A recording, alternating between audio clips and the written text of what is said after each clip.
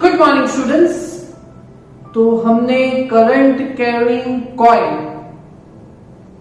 पे exalted torque का equation बनाया हुआ है, दैट इज NIAB, और when it is placed in a magnetic field at theta angle, then torque will be NIAB sin theta.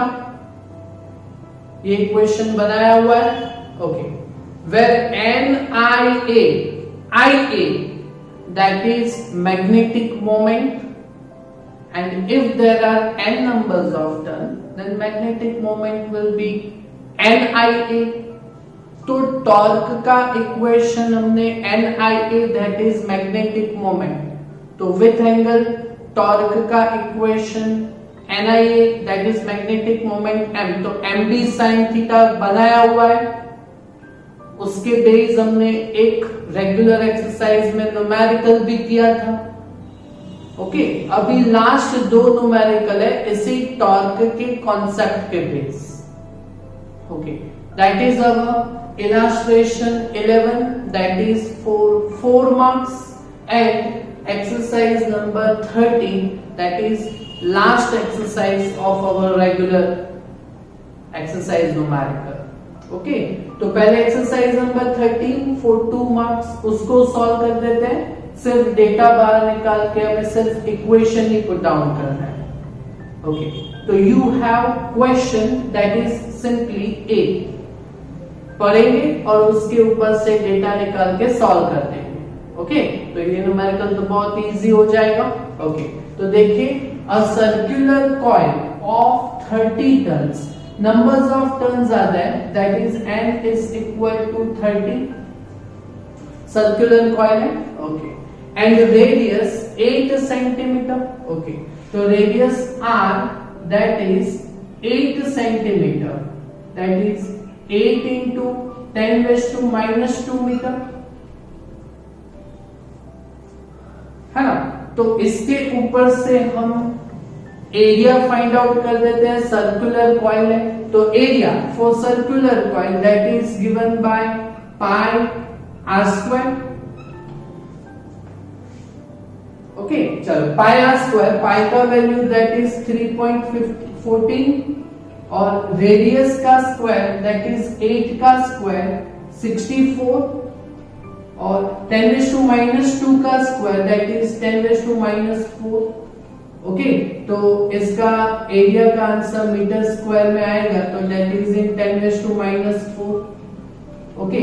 कितना आएगा, तो 6400 इंटू 3.14 अगर आप करोगे तो आपका आंसर आएगा 200 पॉइंट समथिंग, दैट इज 200। तो हम यहाँ पे 200 लिखते हैं, बराबर है, ओके। तो स्टैंडर्ड फॉर्म में ये value 2 into 10⁻⁴, okay, 2 into 10⁻⁻² metre square हो जाएगा। तो यहाँ पे एरिया भी हो गया रेडियस से, okay. Carries current of 6 ampere, तो that is current I is equal to 6 ampere, okay, and in suspended in magnetic field of 1 Tesla, magnetic field B that is 1 Tesla, okay। और कितना angle पे find किया हुआ है, 60 degree angle पे यहाँ पे इंक्लाइन किया हुआ है, तो theta is equal to 60 degree है यहाँ पे, ओके। तो हमें क्या फाइंड आउट करना है, calculate torque acting on coil. तो हमें फाइंड आउट करना है टॉर्क, तो यहां पे कर दे, है ना। तो टॉर्क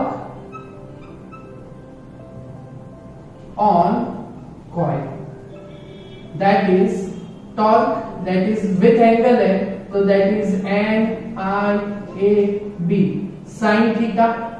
तो यहाँ पे एंगल 60 डिग्री का है, तो साइन 60,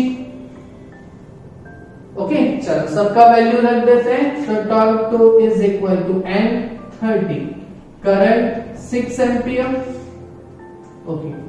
एरिया तो वो हमने यहाँ पे फाइंड आउट किया है 2 into 10⁻², magnetic field that is 1 Tesla, and sin 60 that is √3 divide by 2.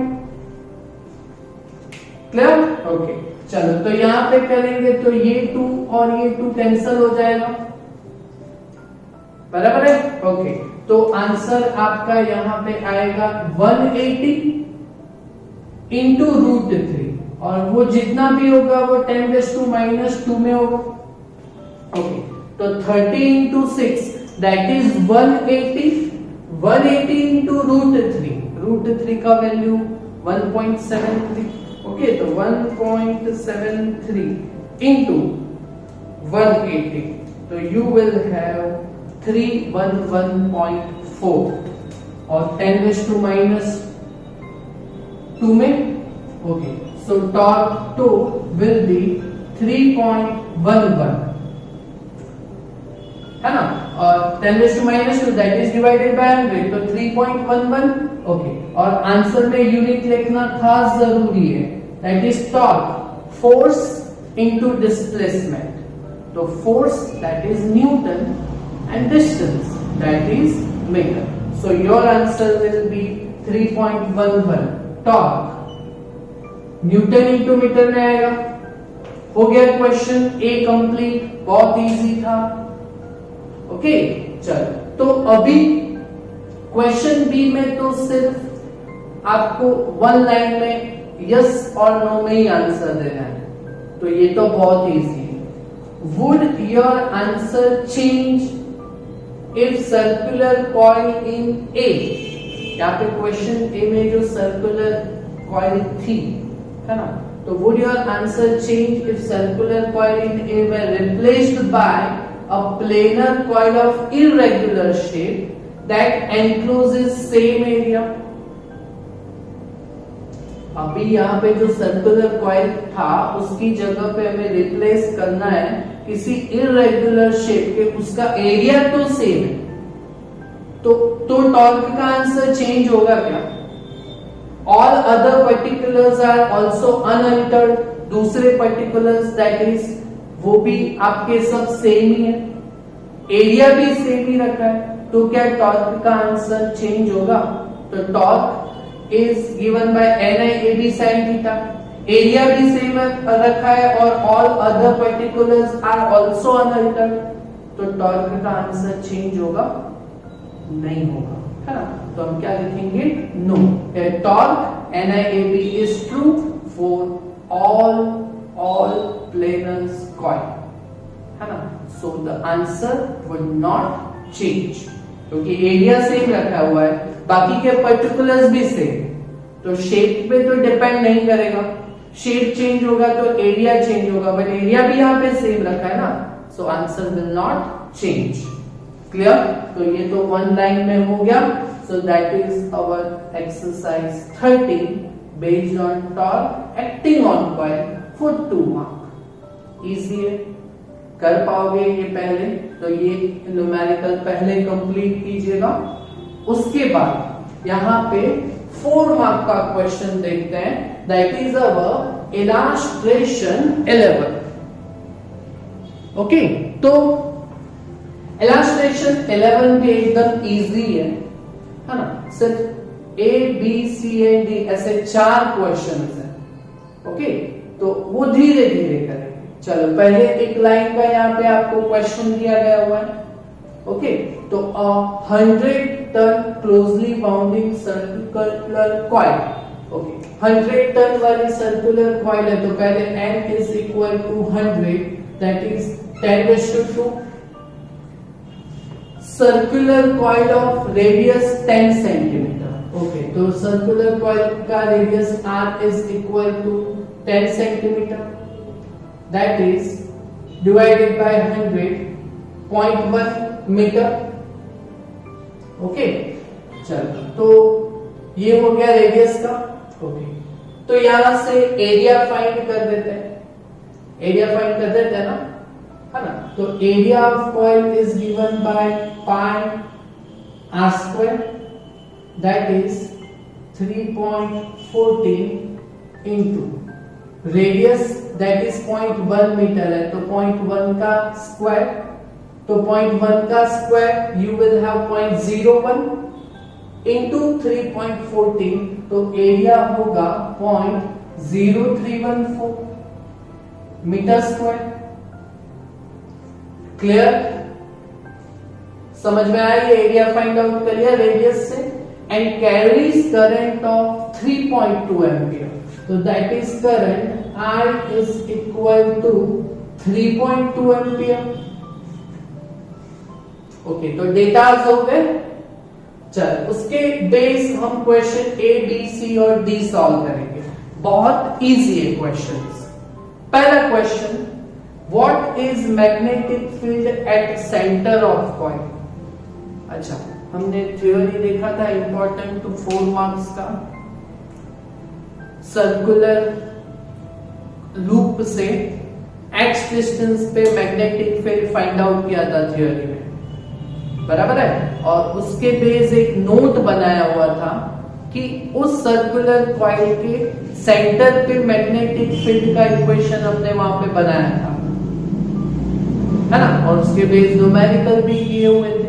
Okay, तो magnetic field at centre of coil is given by B is equal to mu 0 I divide by 2R था ये equation,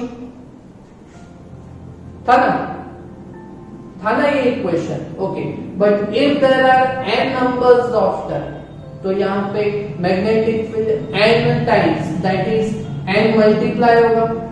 तो ये तो हमारा equation ही है, equation देखा था हमने, उसके बेस न्यूमेरिकल भी सॉल्व किया, है ना।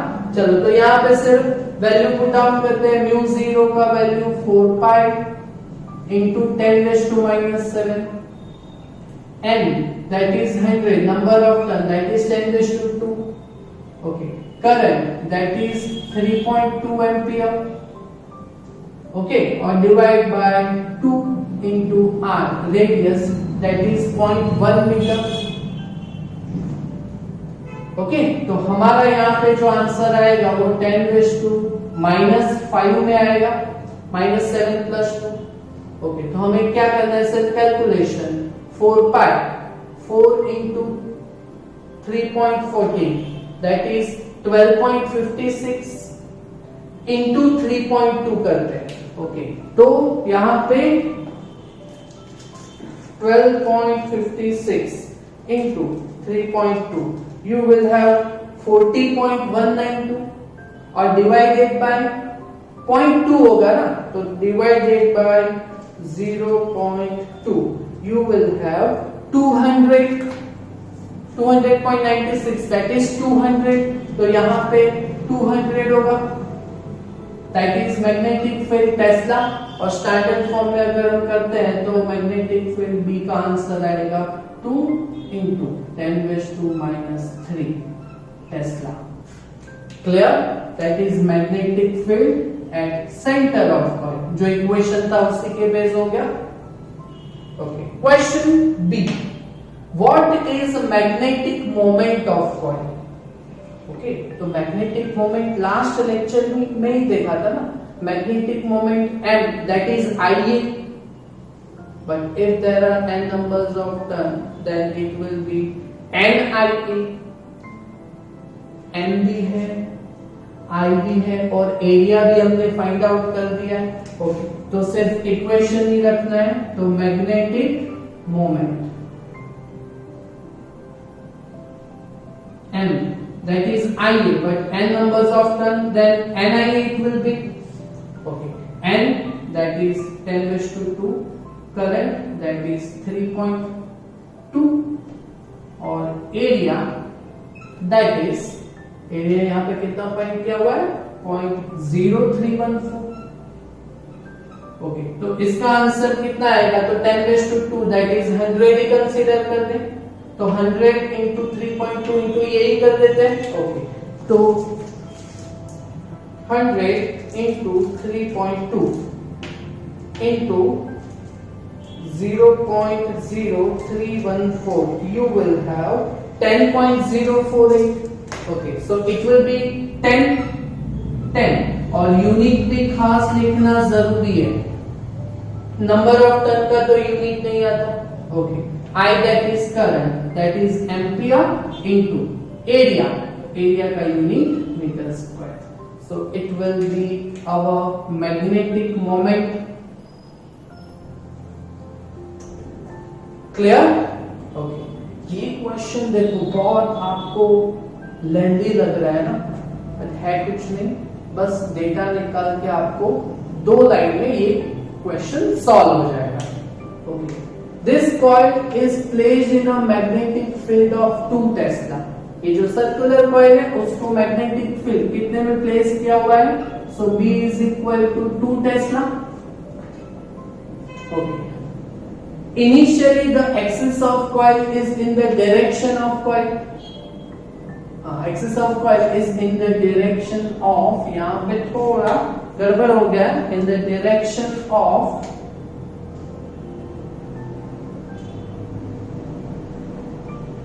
magnetic field.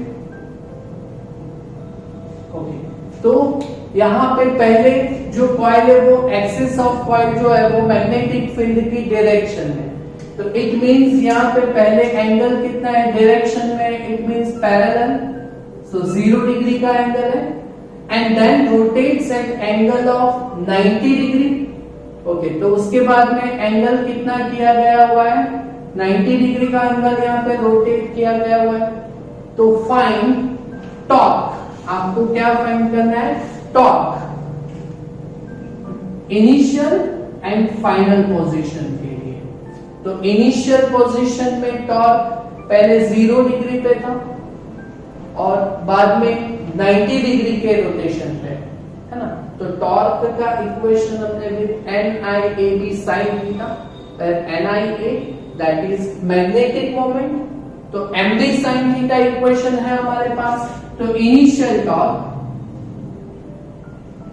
ओके, तो इनिशियल टॉर्क, इनिशियल पोजीशन में torque that is τ1 is equal to MB sin theta. तो पहले एंगल कितना है? 0 डिग्री का है ना? तो 0 डिग्री पे sin 0 0, तो initial torque will be τ1 is equal to 0 newton into metre. Unit लिखना भी जरूरी है। तो हो गया ये पहला टॉर्क इनिशियल पोजीशन पे, है ना? चलो, तो फाइनल पोजीशन पे torque that is final torque. तो इसका equation τ2 is equal to MB और फाइनली 90 डिग्री का एंगल है, तो दैट इज sin 90, है ना? और sin 90 दैट इज 1। तो मैग्नेटिक मोमेंट हमने यहाँ पे डिराइव किया हुआ है 10, मैग्नेटिक फील्ड कितना में प्लेस किया हुआ है? 2 टेस्ला का, तो इंटू 2 और sin 90 का वैल्यू 1, तो टॉर्क τ2 का आंसर मेरे पास कितना आएगा?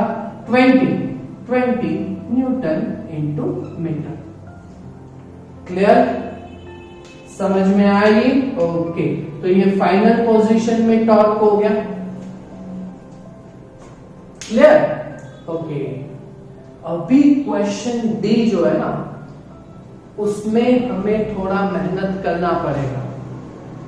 यहाँ पे थोड़ा 11th साइंस का रोटेशनल मोशन के कॉन्सेप्ट आपको याद होने चाहिए। पढ़ा था ना रोटेशनल मोशन का चैप्टर हमने, है ना? तो ये देखते हैं। तो और टेक्स्ट में जो मेथड है ना वो बहुत लेंथी है, हम शॉर्ट मेथड से करेंगे। ओके, चलो, तो देखिए यहाँ पे what is angular speed of coil to rotate 90 degree.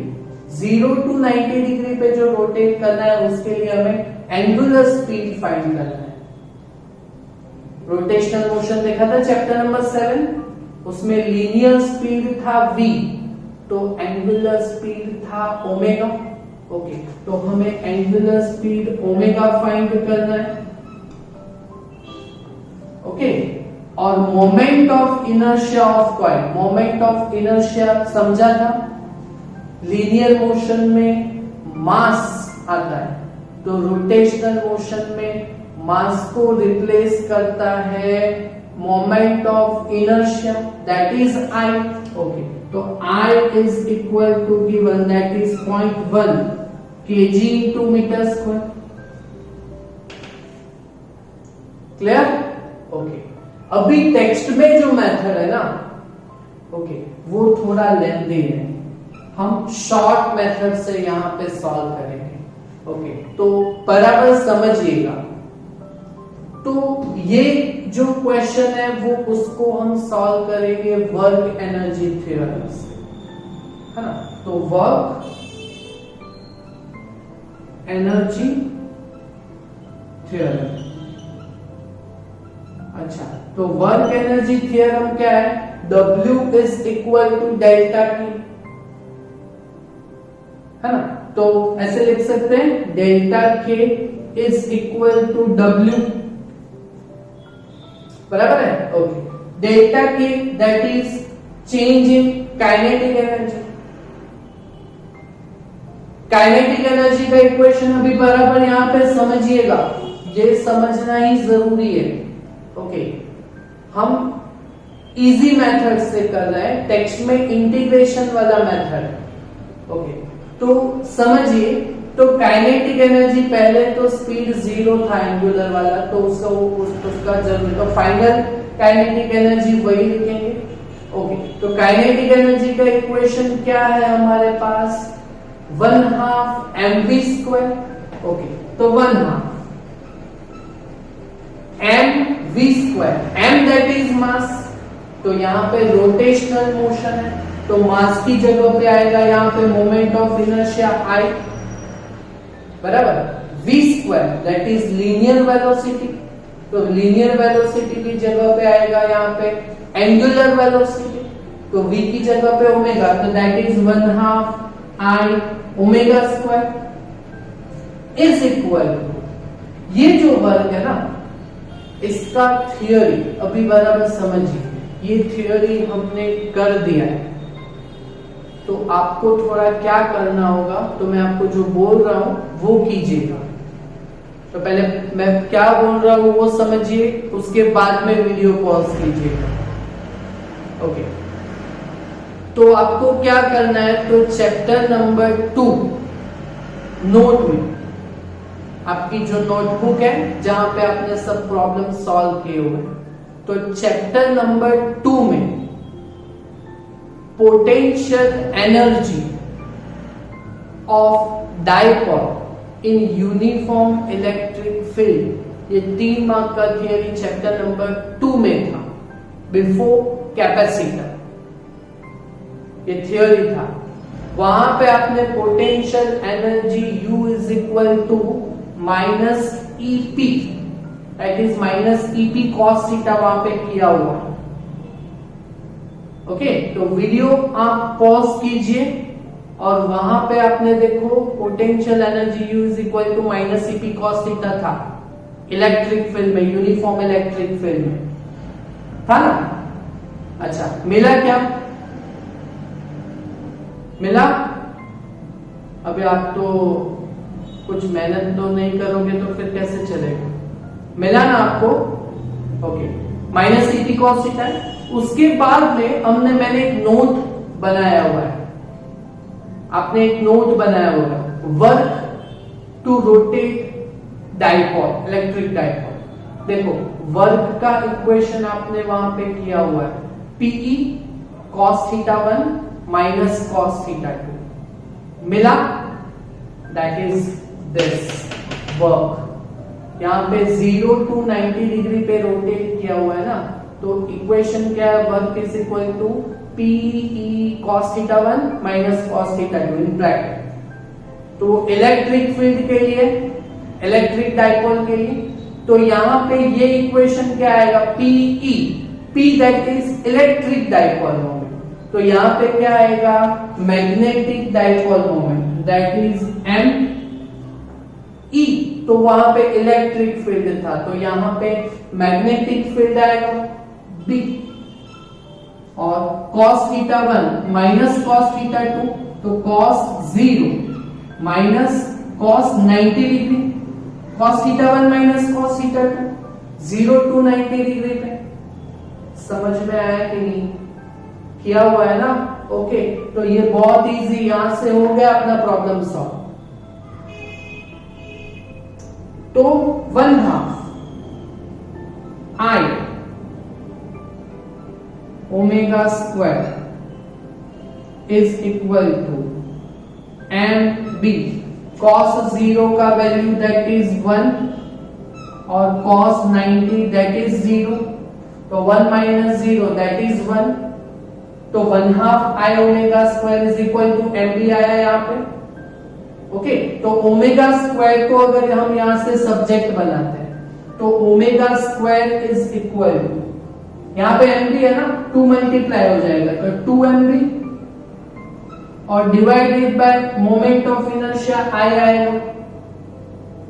Clear? चलो तो यहां पे वैल्यू प्लेस कर देते हैं। ओके, तो omega square is equal to, एक मिनट का, तो omega square that is equal to 2, magnetic moment हमने फाइंड किया हुआ है that is 10, uniform electric field कितना है 2 टेस्ला, और that is moment of inertia I that is 0.1। Okay, चलो तो यहां से हमें ओमेगा स्क्वायर का वैल्यू यहां से हमें कितना मिलेगा, तो 2 into 10 that is 20, 20 into 2 40, 40 divided by 0.1, तो omega square is equal to 40 divided by 0.1 that is 4। Okay, तो omega is equal to square इस साइड पे जाएगा तो रूट, तो दैट इज 4 का रूट 2 हो गया।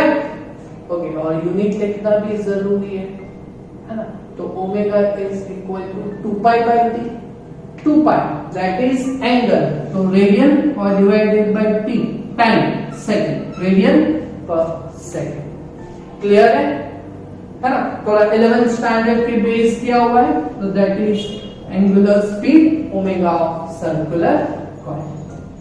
क्लियर? कर पाओगे ये 4 मार्क का न्यूमेरिकल? पहले एक्सरसाइज 13 कीजिएगा, उसके बाद में इलस्ट्रेशन नंबर 11 कीजिएगा, that is for 4 marks. Okay, तो इतना आप कंप्लीट कीजिएगा। Thank you very much.